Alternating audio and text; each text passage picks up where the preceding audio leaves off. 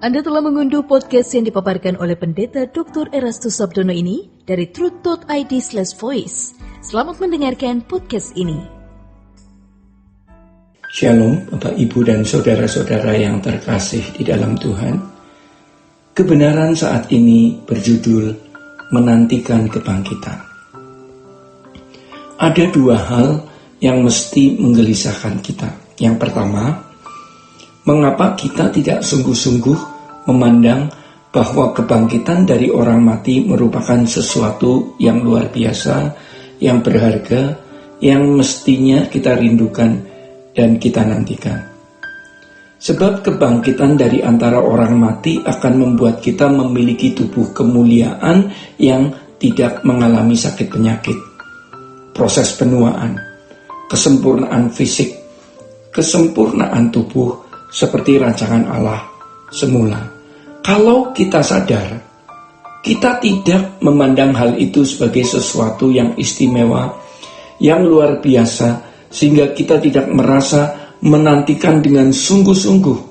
Berarti ada sesuatu yang salah di dalam hidup kita ini. Tuhan mengizinkan, Tuhan membiarkan gereja mula-mula mengalami penderitaan yang hebat. Namun hal itu ternyata memang mematangkan atau menyempurnakan iman Kristen sekaligus menjadi ujian yang sangat tepat. Sebab dengan penderitaan yang mereka alami, mereka tidak memiliki kesempatan atau peluang sedikit pun untuk menikmati kesenangan dan kebahagiaan di bumi ini. Mereka menantikan kebangkitan dari antara orang mati.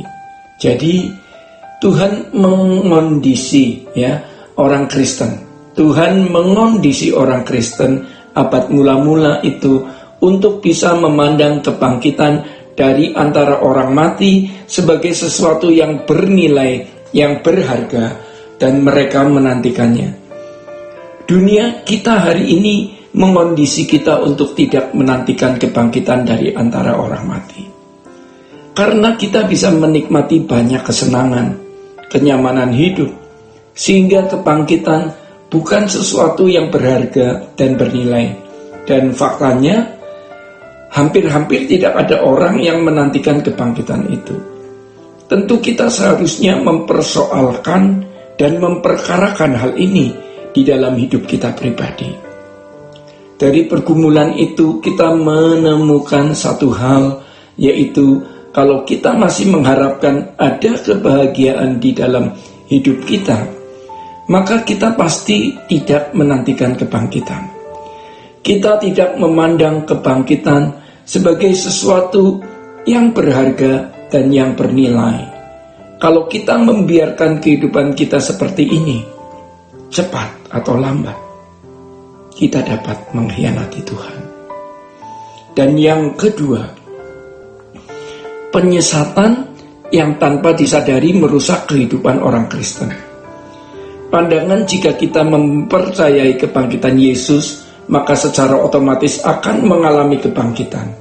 Jadi seakan-akan kebangkitan itu sudah menjadi hak atau porsi yang pasti diterima. Dalam hal ini dikesankan bahwa kebangkitan dapat terjadi atas setiap orang Kristen dengan mudah. Jadi tidak perlu dinantikan. Nanti dengan sendirinya akan mengalami kebangkitan. Sehingga kebangkitan dari antara orang mati itu menjadi murahan. Karena menjadi murahan, sehingga banyak yang gagal paham terhadap pengorbanan Yesus yang hebat untuk bisa mengalami kebangkitan. Kebangkitan Yesus terjadi karena kesalehannya.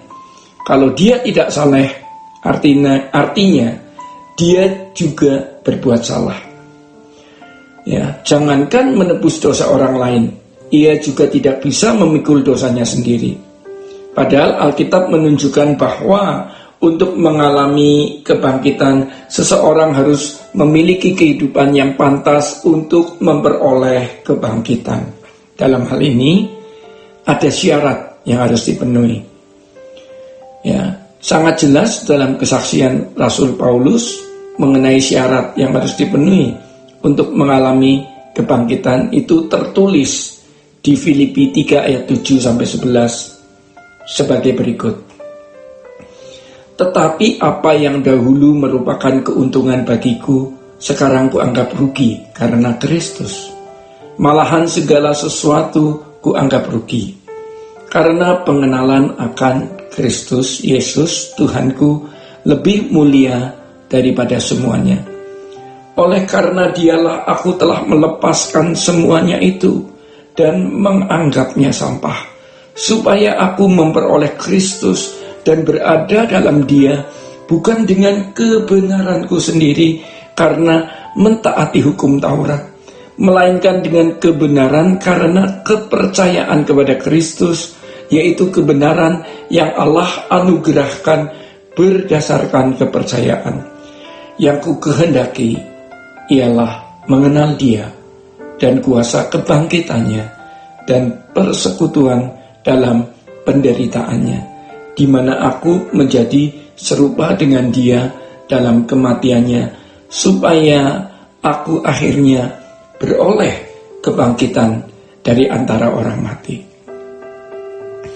Jika kita melihat perkata per ayat, ya, pasti penuh atau syarat dengan kebenaran. Tetapi paling tidak ada 3 inti dari ayat-ayat yang telah kita baca tadi. Yang pertama, kesediaan melepaskan segala sesuatu. Yang kedua, melepaskan segala sesuatu itu bukan jasa, tetapi menunjukkan kepercayaan atau iman kepada Yesus. Sebab iman bukan hanya perkataan atau aktivitas nalar. Iman adalah tindakan. Kita harus menemukan iman yang orisinil, yang murni. Dan yang ketiga, menjadi serupa dengan Yesus. Hari ini orang begitu terlahir dari keluarga Kristen, langsung jadi Kristen, tidak ada pertaruhan sama sekali. Tetapi berbeda dengan orang-orang Kristen pada zaman itu, zaman mula-mula.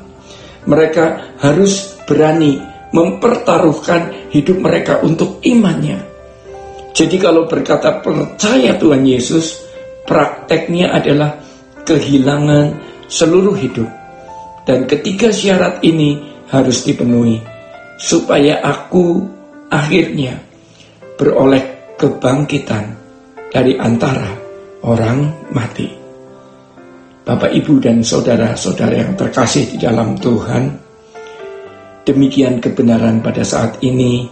Tuhan Yesus memberkati. Sola Gracia. Untuk berlangganan renungan harian dalam bentuk cetak, silakan hubungi Truth Literatur di nomor telepon 0878 7870 7000. Untuk mendapatkan CD khotbah, MP3 renungan Truth, dan CD album lagu produksi Sola Gracia, Anda dapat menghubungi di hari dan jam kerja di nomor telepon 021 638 60953. Tuhan Yesus memberkati. Sola Gracia.